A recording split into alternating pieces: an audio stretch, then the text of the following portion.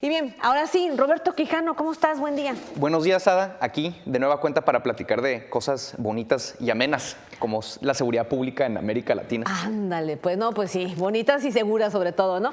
A ver, yo les decía en la mañana a Diana y a Julieta, que me decía una maestra de sociología, que la historia es cíclica, ¿sí? Y de pronto las grandes revoluciones y los grandes movimientos sociales pareciera que se dan como un polvorín.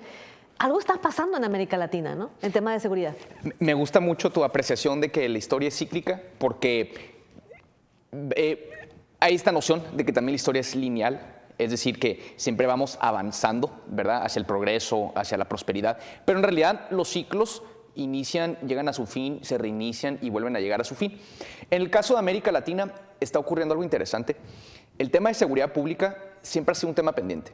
En particular, hay dos países que hasta el momento han demostrado una estrategia que comienza a funcionar, que es el caso de El Salvador con Nayib Bukele y recientemente Ecuador con Daniel Noboa. Son dos países que por lo general tenemos fuera del radar. Nunca escuchamos noticias en realidad de El Salvador, de Ecuador, porque son países que nos pasan por debajo del radar. Siempre escuchamos de México, de Argentina, de Brasil, de Colombia. De los grandotes, ¿no? De los grandes, pero no de estos dos países. Entonces es muy interesante ver lo que está ocurriendo, particularmente en El Salvador.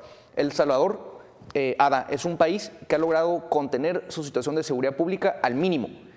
Tú nada más imagínate un país como El Salvador, donde las tasas de homicidio eran de las más altas del mundo, de secuestro, de narcomenudeo, el tema de las pandillas. Estaba tomada la ciudad, o sea, el país estaba tomado. Por completo, por completo. El Salvador era uno de los países más peligrosos de todo el planeta, después de zonas de guerra más allá de Gaza, más allá que de Irak, Siria y demás.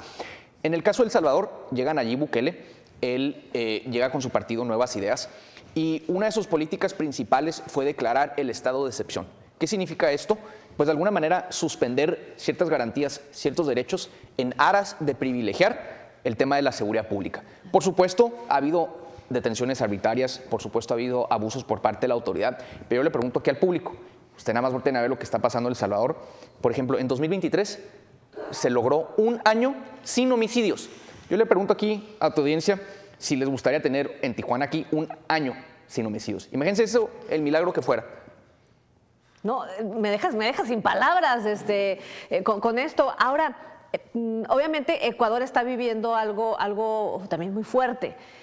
¿Son contrarios? ¿Consideras que podría lograr la estabilidad o no, como lo está logrando El Salvador? ¿Qué opinas? Mira, es un punto interesante porque de alguna manera Ecuador, bajo Daniel Noboa, es el Bukele 2.0. Es decir, comienzan a darse estas réplicas a lo largo del continente y en Ecuador es el siguiente país porque llega este presidente que, Daniel Noboa es interesante porque él llega al poder en noviembre del 2023, él va a ser presidente provisional por los siguientes 18 meses, tiene posibilidad de reelección, por lo tanto tiene este incentivo de ir atendiendo el tema de seguridad rumbo a su reelección. Y pues él voltea a ver el caso de Nayib Bukele en El Salvador y él encuentra un caso de estudio que ha funcionado en la práctica.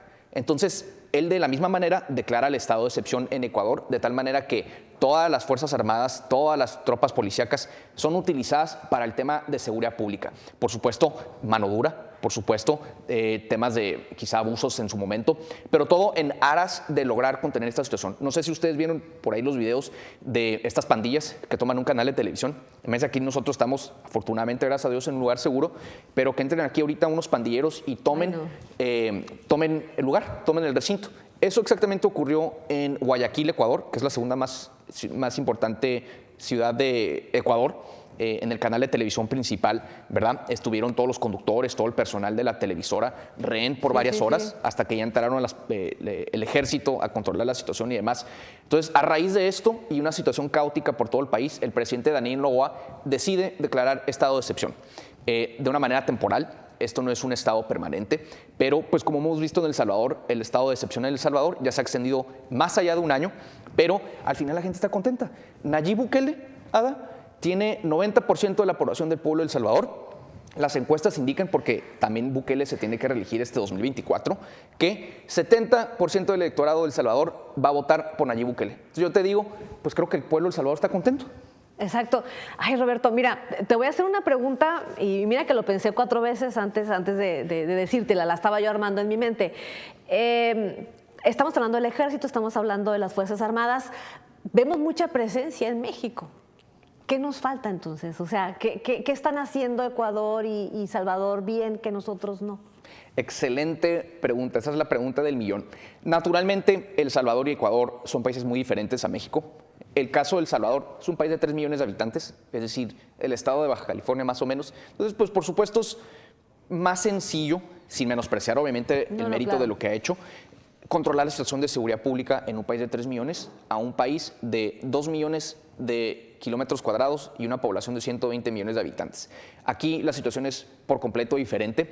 De alguna manera, efectivamente, las Fuerzas Armadas están desplegadas por todo el país y parece ser que, lejos de disminuir el problema, incrementa, sobre todo en lugares problemáticos como lo son Guerrero, como lo son Michoacán, Nayarit, Zacatecas ahora. Porque están surgiendo muchos grupos ahora. Porque están surgiendo muchos grupos, eso es precisamente. Entonces, una falta de estrategia, una falta de voluntad desde la cúpula del poder. Es decir, al gobierno federal no le interesa tanto contener el tema de la violencia, no está dispuesta a recurrir a la mano dura, como sí lo está haciendo El Salvador y Ecuador. El próximo gobierno, todo indica que tampoco trae esto en la agenda.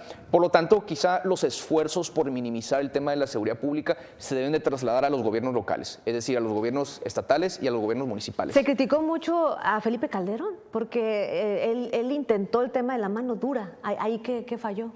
Pues mira, ahí fue un tema de que en su momento la oposición política evidentemente se oponía a todo esto porque ellos querían ser los que estuvieran tomando las decisiones. En retrospectiva, creo que Calderón tomó la decisión correcta. En su momento actuó con prontitud, actuó con convicción, con determinación. Y ahora nos encontramos en una situación donde es completamente lo opuesto. Se actúa sin ninguna estrategia, no hay ninguna visión, no hay voluntad, no hay nada de determinación, no hay mano dura. Pues por lo tanto la situación está fuera de control. Estamos peor hoy en 2024 que en 2006 cuando Calderón asumió. O sea que aunque tuviéramos más policías y más ejército y más, va a seguir siguiendo igual, ¿no? Por la falta de estrategia. Por la falta de estrategia, la falta de coordinación entre los diferentes niveles de gobierno, entre las diferentes fuerzas policíacas a nivel estatal, municipal, las Fuerzas Armadas y demás. Luego llega el tema de la Guardia Nacional, que es un híbrido entre la Policía Federal y el Ejército, ¿verdad? Porque toma elementos de todas partes. Y pues nos encontramos en una situación donde no hay una clara estrategia, ¿verdad? Por supuesto, aquí en México es más complicado que El Salvador, porque es un país con diferentes tipos de terrenos, es un país muy extenso, mucho más poblado. Hay muchas más cosas ocurriendo aquí. Aquí es el epicentro del narcotráfico en todo el continente. Hay mucho dinero. Hay mucho dinero. Ese es un tema también muy importante, ¿verdad? Porque al final, pues digo, muchos están metidos. Entonces, si todos están metidos, pues no hay incentivo de resolver el tema. Por eso lo que comentabas es muy complejo. O sea, creo que esto no se terminaría en un sexenio, ¿estás de acuerdo? O sea, es un trabajo de continuidad. Sí, por supuesto. Digo, por eso es muy interesante el caso de Bukele, porque cuando menos nos presenta a nosotros, los latinoamericanos, un caso de éxito. Vaya que Latinoamérica siempre tiene malas noticias para darnos, ¿verdad? Pero por fin nos enteramos de una buena noticia, que es el caso de El Salvador, con Nayib Bukele, que ha logrado minimizar el tema de la seguridad pública. Te digo, insisto, Ada, imagínate un año sin homicidios en un país como El Salvador. O sea, lo logró. Lo logró. O sea, la verdad lo veíamos como algo imposible. Prácticamente imposible. La gente en El Salvador migraba al norte por el tema de seguridad, por el tema de la economía, y ahora la gente de El Salvador ya decide quedarse ahí, busca ahí crear oportunidades, el presidente busca atraer inversión. Por ejemplo, creo que fue Miss Universo hace unos meses y sale Bukele y da un discurso que a mí me conmovió mucho, porque él dice, ya por fin el mundo voltea a ver a El Salvador como un lugar donde pueden invertir, donde pueden trabajar, donde pueden residir, un lugar con paz y con seguridad. Tranquilidad, exactamente. Roberto Quijano, tenemos que seguir hablando del tema. Ojalá inspire, o sea, inspire pues al resto de los países, entre ellos nosotros, a decir sí se puede volver a alcanzar esa paz y tranquilidad.